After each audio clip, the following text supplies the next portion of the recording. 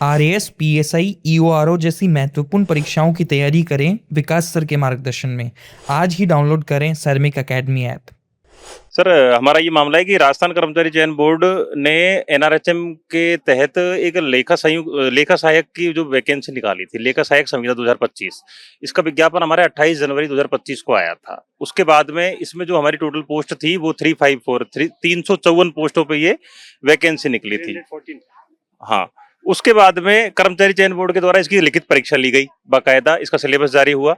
उसके तहत बच्चों ने इसमें फॉर्म लगाया और उसके बाद में सभी का परिणाम इसमें 11वें महीने में, मतलब 11-25 में, मतलब नवंबर 25 के आसपास इसका रिजल्ट आ गया था। इसके बाद में विभाग के द्वारा एक शेड्यूल जारी किया गया। उसमें से 314 जो पोस्ट थी उसमें से इसमें बच्चे पास हुए थे लगभग 138 के आसपास, क्योंकि इसमें 40% का एक क्राइटेरिया रख दिया गया था। हाँ, पासिंग क्राइटेरिया 40% था, इसलिए कई बच्चे इसको पास नहीं कर पाए। मात्र 120 ही बच्चे इसको, 120 से 138 के बीच में बच्चे इसमें पास किए गए थे। 138 बच्चे इसमें पास हुए थे, बाकी पोस्टें खाली रही थी। इसके बाद में विभाग ने इसका दस्तावेज सत्यापन करवाया गया, जिसमें 28 नवंबर 2025 को इसका दस्तावेज सत्यापन करवाया गया था। उसमें जितने भी बच्चे पास हुए थे उन्होंने सबका दस्तावेज सत्यापन हो गया। उस वक्त विभाग के द्वारा जो हमने दस्तावेज दिए थे उस वक्त इन्होंने सबका सत्यापन भी कर लिया। उस वक्त कोई भी प्रोविजनल लिस्ट या कोई भी ऐसा क्राइटेरिया नहीं बताया कि जिसके तहत हमको अयोग्य घोषित किया गया हो।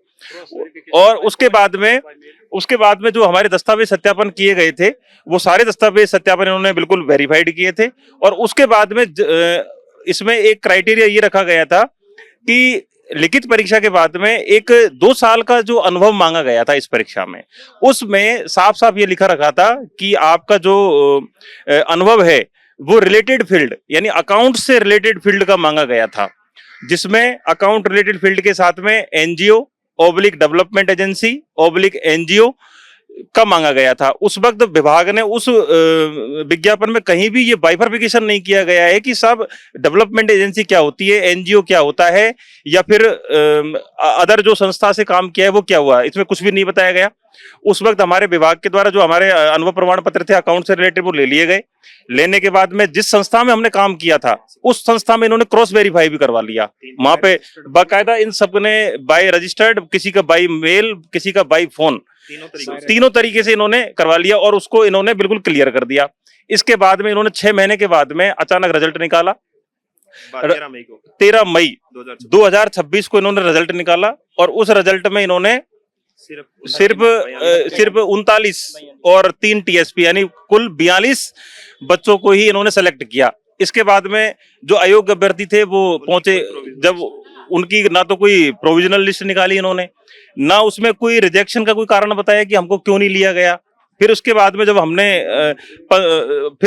13 मई के बाद में जब इनके पास में ये गुहार लगाई कि साहब हमें क्यों नहीं लिया गया, तो इन्होंने एक परिवेदना निकाली कि अब 1 जून तक आप परिवेदना जमा करवा सकते हैं विभाग को, उसमें कारण बता देंगे हम आपको। फिर हमने हमारी जो परिवेदनाएं हैं इनको दी गई।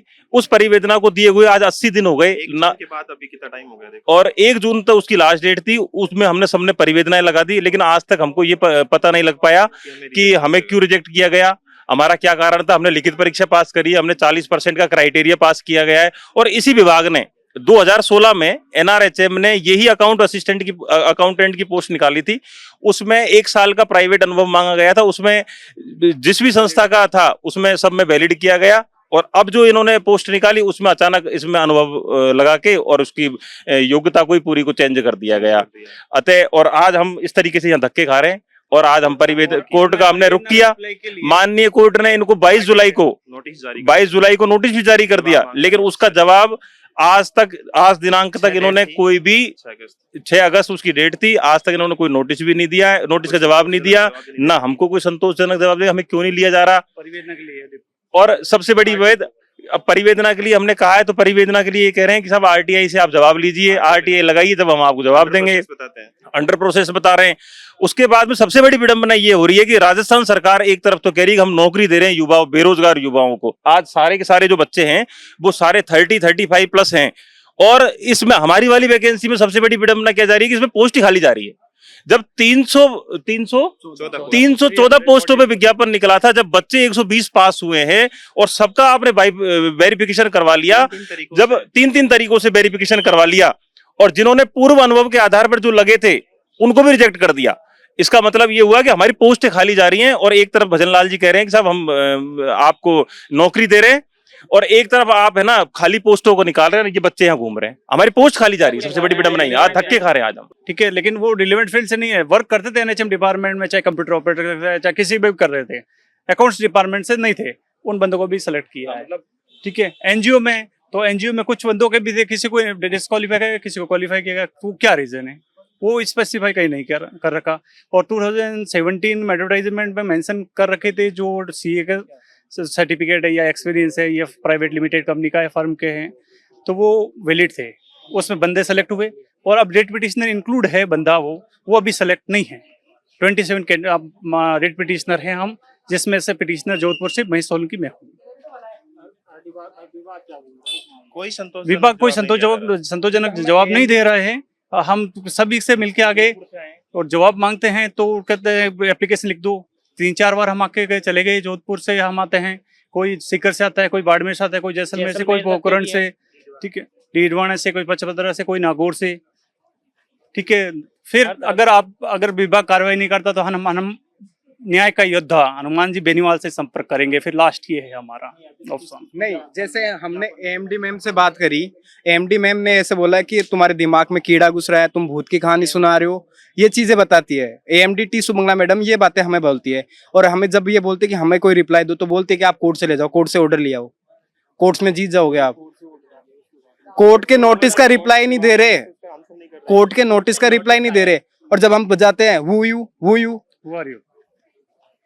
और हमें जाते से बोलते हैं कि जब हमने बात करी टी सुगला मैडम से तो बोलते इनको सब कुछ दे दो। फिर जब हम अंदर जाते लेने तो बोलते कि आरटीआई से 22 जुलाई को इशू आएगा। और जब भी हम जाते हैं तुम लोग भूत की कहानी सुना रहे हो, हमें दिमाग में कीड़ा लगा हुआ तुम्हारे, ये चीजें बोलते हैं। एक आईएएस ऑफिसर ये ऐसी बातें कर रही है, अब हम डिपार्टमेंट से क्या उम्मीद करें।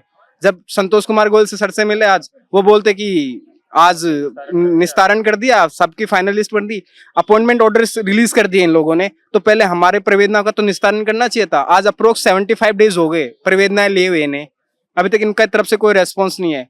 जब प्रवेदना ली थी इन्होंने बोला था कि हम 1 महीने के अंदर आपकी प्रवेदनाओं का निस्तारण कर देंगे। हम यहाँ पे एचआर डिपार्टमेंट जाते, विनोद कुमार शर्मा से मिलते, वो बोलते कि हम रिप्लाई नहीं देंगे, आपकी प्रवेदनाएं रिजेक्ट कर दी हमने।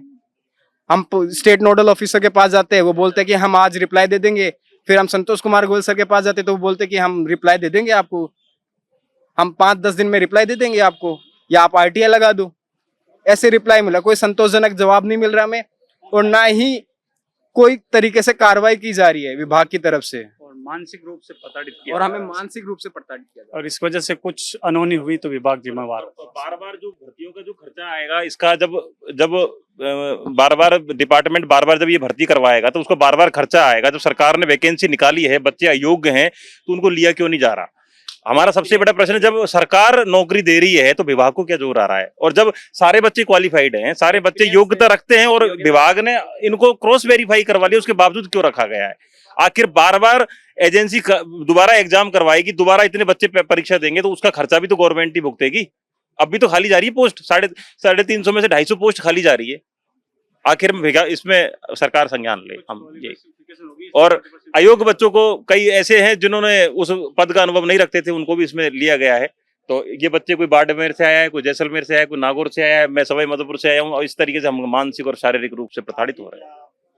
अब आगे तो हम तो सरकार के आपके माध्यम से और आपके चैनल के माध्यम से सरकार तक की बात पहुंचा सकते हैं। हमारी कोई इतनी राजनीतिक अप्रोच तो है नहीं, ना कोई हम कोई बहुत बड़े इतने वो हैं बड़े लोग पढ़ने, हम तो पढ़ने वाले स्टूडेंट हैं। अगर हमारी नौकरी लगती तो हमारी आजीविका का थोड़ा सा सरकार ख्याल करे और विभाग इसमें संज्ञान ले।